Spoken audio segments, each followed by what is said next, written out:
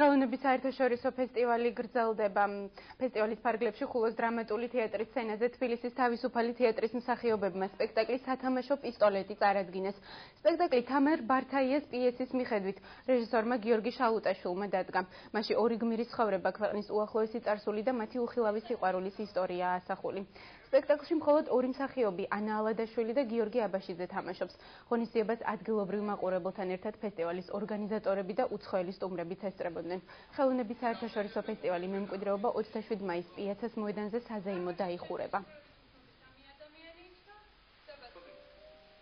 ეს არის ორი ადამიანის ბედი, რომელიც არ შემდგარი სიყვარულის თემა, რომელშიც აისახა ფაქტიურად მთელი ჩვენი უკანასკნელი 30 წლის ცხოვრება.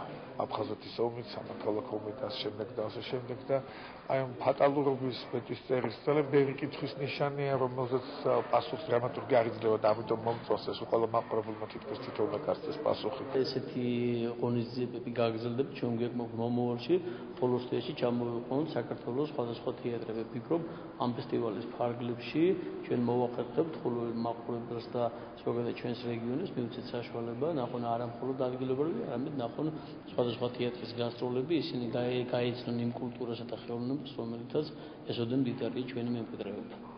მოხარული ვარ, რომ სპექტაკლზე დასწრების საშუალება მომეცა. ძალიან საინტერესო წარმოდგენა იყო. მსახიობები ჩინებულად ახერხებენ გარდასახვას და როლების მორგებას.